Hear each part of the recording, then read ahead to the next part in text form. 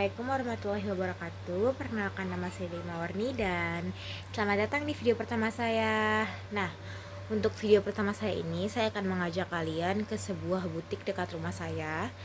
Nanti kita akan tahu butiknya di mana, lokasi di mana, nanti akan saya tuliskan di bawah ini. Dan juga di sana nanti kita akan melihat-lihat seperti apa aja sih di dalam butik itu, dan kita akan langsung wawancara ownernya. Nah, nggak usah lama-lama lagi, yuk sekarang juga kita berangkat.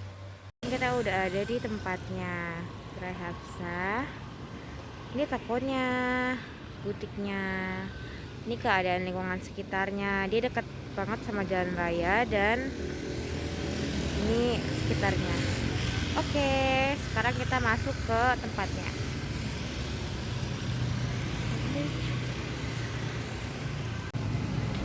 Nah, sekarang ini kita akan masuk ke dalam tokonya ya guys.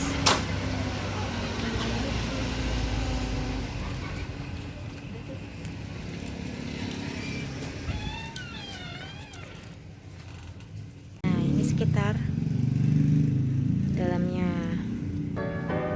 Ada banyak gamis-gamis.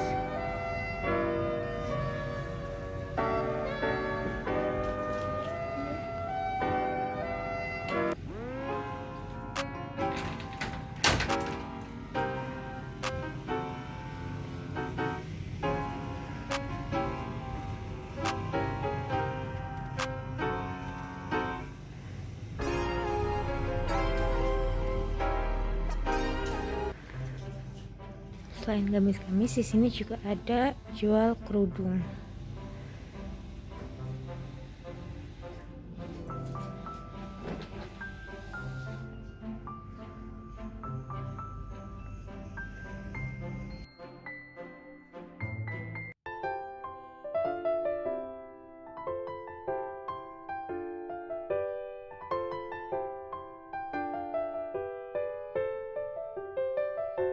Kan di sini juga ada gamis untuk anak kecil, lucu sekali.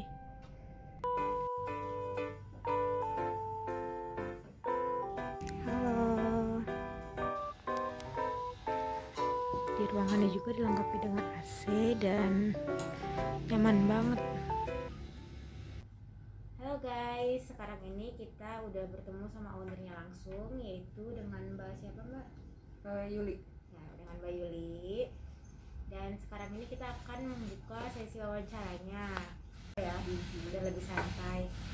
Nah, yang pertama saya mau ajukan adalah gimana sih Mbak awal mula buka usaha ini tuh? Awal mula buka usaha ini ya, saya kan tadinya kerja Ya. sebagai apa ya, kata buruh pabrik lah. Sebagai pekerja itu kebetulan saya apa ya, kayak ada penjualan semacam jilbab kayak gitu. Cuma kalau di pabrik kan itu tempo ya, gajian itu baru bayar. Terus kadang kita gini, nggak ada stok barang kayak gitu, kita harus beli dulu keluar kayak gitu, apa nunggu minggu liburan baru belanja kayak gitu. Akhirnya inisiatif lah, sedangkan saya seorang pekerja atau buruh pabrik itu dalam bidang menjahit, pastilah bisa gitu ya, bisa dengan bikin sendiri. Akhirnya nyoba bikin sendiri ya. Awal-awalnya ya seadanya lah, beli bahan aja, masih meteran kayak gitu, masih berapa meter ya. Sekarang alhamdulillah udah nyampe sekali belanja 20 roll sampai 30 roll kayak gitu. Berarti mulai usahanya ini dari Mbak Yuli masih kerja di pabrik berarti ya? Iya. Memulai jalan awal itu ya? Kalau dari awal usaha banget itu udah ada 6 tahun kalau nyampe sekarang. Tapi buka gerai ini tuh baru 3 tahun. Oh iya. Terus untuk modal awalnya pertama Mbak Yuli itu tuh dari yang masih kerja di pabrik itu berapa kira-kira? Kalau modal awal dari yang kerja di pabrik itu sekitar adalah pertama itu 2 juta. Kita puterin terus dengan nabung atau ikut arisan kayak gitu. Pertama membuka ini aku punya modal cuma 10 juta.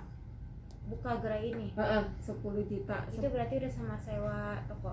Alhamdulillah yang punya toko ini orang deket, istilahnya tetangga kayak gitu. Kita ngelobi sama yang punya, bahkan mereka nawarin dulu ambil aja setengah tahun dulu kayak gitu. Jadi modal awal ini nyewa ruko ini cuma setengah tahun gitu kan. Terus alhamdulillah punya teman-teman baik.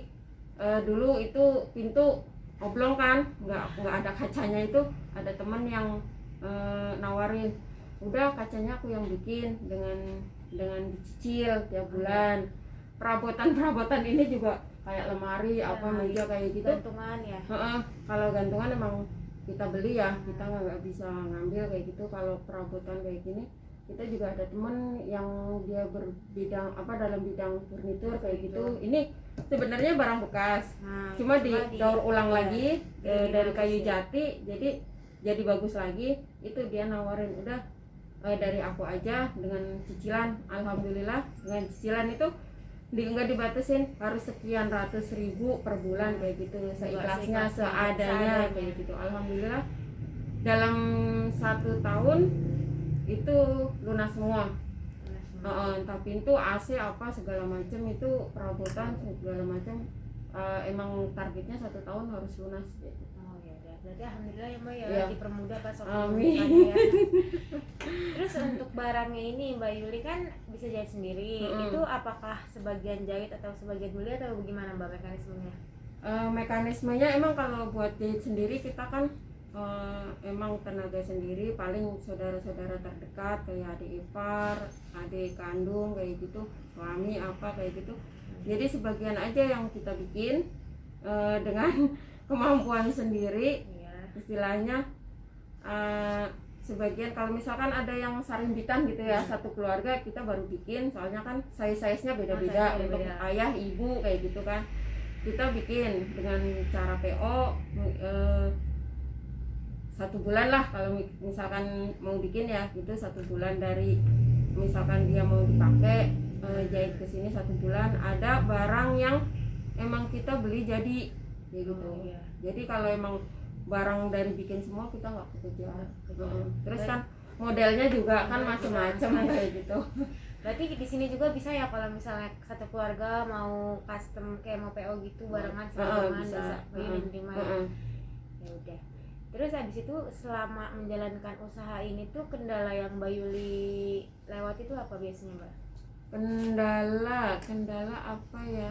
Tapi dibilang kendala nggak kendala, dibilang ya kadang ada sebagian barang yang macet gitu ya, barang yang macet kayak gitu. Tapi kita mah berprinsipnya gini, setiap barang itu pasti ada jodohnya gitu ya. Ada tuh dari pertama buka itu barang, kita kan tahu ya barang yang pertama masuk kayak gitu, ini alhamdulillah ternyata keluar juga, ada yang minat juga. Terus kayak misalkan jilbab nih, jilbab ada misalkan warna kita bikin size gede, terus di size kecil nggak ada, ada yang minat, jadi udah yang size gede kita bisa rubah kayak gitu ya. Walaupun misalkan size gede harga 75, size kecil harga 50, ya daripada barang itu nggak laku kan, daripada itu toh udah lama kita daur ulang kayak gitu.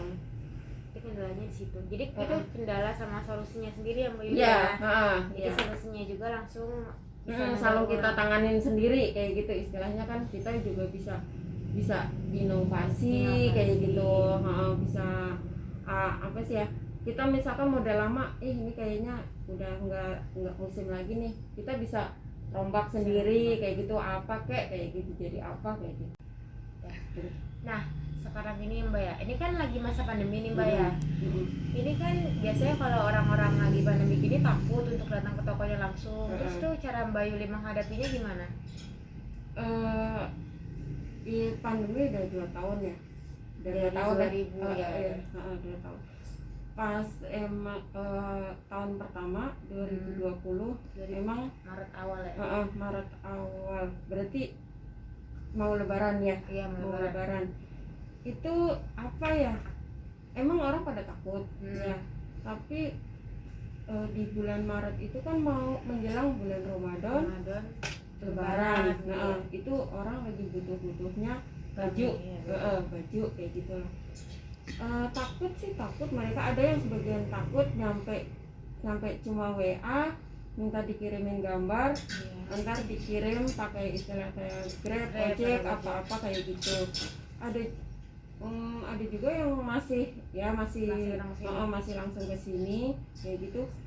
Tapi dibandingin sama tahun awal sama tahun sekarang, kalau tahun awal itu aku barang nyampe habis. Oh, barang sampai habis. Nyampe habis istilahnya, di mana-mana kan tutup begini gitu ya, jadi Tanah Abang nyampe tutup istilahnya, tutup. pusatnya orang biasa ke sana, kita tutup. Nyampe 2 hari mau Lebaran aja aku nutup karena nggak ada barang. Ya kalau jilbab sih kita produksi sendiri mah masih ada, cuma kalau gamis kan kita di samping produksi sendiri, kita barang dari luar. Kalau misalkan pakai ekspedisi juga mahal. Iya, ada overload biayanya. kayak gitu kan, kalau mau Lebaran itu overload kayak gitu. Jadi merasakannya dari pandemi awal saya gimana ya, bukannya malah sepi, malah rame ya. gitu. Giliran pandemi yang tahun Yang ini tahun nih ini ya, Tanah Abang buka, di mana-mana masih udah banyak inilah, yang new normal ya, new Mbak, normal ya. gitu. udah banyak Jadi yang orang buka. emang orang udah istilahnya yang penting kan jaga kesehatan gitu ya, pakai masker apa kayak gitu. Jadi orang masih kemana-mana ya, gitu, iya. Masih bisa beli. ya Lebaran ini alhamdulillah gitu ya, alhamdulillah. Cuma Menurun ya, menurun dari dari yang tahun kemarin. Ya bukannya kita mensyukuri ada corona, cuma kan ada wabah kayak gitu, ada yang diuntungkan, ada yang dirugikan. Ya, namanya gitu juga ya. semua peristiwa kan pasti ada plus minusnya ya, Mbak, Iya, ya. gitu. Terus untuk Mbak Yuli menjalankan usaha ini dibantu sama berapa karyawan, Mbak? Karyawannya ada yang SDG-nya ada 1, yang jahitnya ada di sini 1. Bahkan kemarin ada sempat kita minta bantuan sama teman ya, teman yang masih kerja, kalau Sabtu Minggu dia libur daripada dia nggak ada lemburan kayak gitu kan, minta bantuan itu 2 orang. Terus ada yang di rumah masing-masing 2 orang. Oh, jadi bisa di rumah masing-masing Mbak dikerjain sama Mbak itu ya? Cuma kalau yang di rumah masing-masing kita emang nyari yang skillnya ini. Sekiranya Mbak Yuli udah tahu gitu ya? Skillnya istilahnya dia udah apa aja bisa. Terus gini, aku maunya begini, dia punya imajinasi sendiri kayak gitu, tanpa dituntun kayak gitu, tanpa di gimana ya? Apa ya? Ya dia istilahnya siap pakai lah, kayak udah gitu. Pinter lah Udah ya, pinter kayak udah gitu. Jadi kalau kita ada yang pengen kerja dibawa ke rumah, cuma dia belum itu, aku nggak bisa, maksudnya nggak apa ya, nggak mempercayakan sepenuhnya gitu ya, karena nggak bisa ngeliat pernah langsung prosesnya. ada yang istilahnya dia pernah kursus gini kayak gitu. Aku coba bikin 1, ternyata gagal kan, sayang kayak sayang gitu. bahan, sayang waktu, sayang tenaga, sayang ongkos kayak gitu. Jadi emang pengennya punya karyawan itu yang siap pakai gitu. Kalau emang ya dia bisanya sedikit, mendingan di sini. Cuma kadang kan ibu-ibu rumah tangga gitu ya, pengennya yang sambil ngomong anak kayak gitu. Sedangkan ya kalau misalkan kayak konveksi yang udah gede kan ya, kalau ini kan ya lumayan, dibilang lumayan ya lumayan, dibilang gede ya enggak gede gitu. banget gitu ya. Menengah lah ya Mbak Yuli ya, insya Allah lah. Ya, terus kalau misalnya kan dibawa ke rumah itu Mbak Yuli gimana cara mantaunya?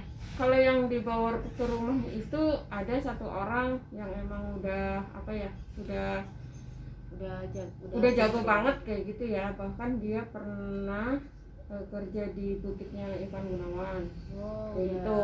Cuma dia apa ya, dia resign karena apalah kayak gitu, nggak tahu, entah suaminya pindah kerja apa kayak gitu. Dia kesini minta kerjaan, ya udah kayak gitu, coba 1, ternyata memuaskan kan, rapi kayak gitu. Ya emang kita mah namanya home industry kayak gini Bu, sendiri, terus nggak bisa gaji gede kayak gitu, nggak bisa kayak yang mereka yang besar besar lah, kayak di pabrik ya. kayak gitu nggak bisa. Cuma ya seenggaknya dia bisa ada kerjaan, ada pemasukan, ya. alhamdulillah ya nggak sedikit amat kayak gitu. Saya juga ada lebih bisa buat bayar kontrakan apa kayak gitu. Terus ada satu lagi yang khusus rok gitu, rok kan kayak gitu. Jadi dia emang bisa untuk model-model lain, tapi gamis belum. Tapi kalau kayak rok itu dia bisa rok jadi bisa, jadi rok satu orang kayak gitu. Tapi Mbak juga nggak nargetin kan maksudnya kayak gimana itu? Enggak, soalnya itu kan per piece. Jadi mereka misalkan dapat banyak ya gajinya banyak, misalkan dapatnya sedikit ya gajinya sesuai gitulah. Mbak, kan saya pernah ngeliat nih ya kayak orang Mayora dari Mayora itu, terus dia tuh kudungnya seragaman nih dari Hapsa ini, sedangkan kan Mayora jauh tuh ya, Hapsa di sini. Itu gimana ya Mbak? Kok bisa kayak gitu? Ya emang ada Mayora itu ada di Ceper, ada di Jatake, ada di Balaraja gitu ya. Kalau yang pabrik-pabrik itu pasti ada resellernya. Oh gitu. Berarti Mbak juga buka reseller untuk itu ya? Ya awalnya itu gimana? Oh ya, awalnya kita kan buka itu sebelum digerai itu di pasar malam. Di pasar malam. Kalau di pasar malam kan istilahnya orang pulang kerja kayak gitu kan. Orang pulang kerja ketemu terus cocok kayak gitu, terus ada yang bisa nggak buat dijual lagi kayak gitu. Itu kita buka reseller itu ya istilahnya kalau harga retailnya 40, harga reseller paling nggak kurang dari itu. Bisa 35, bisa 30.000 kayak gitu kan masing-masing.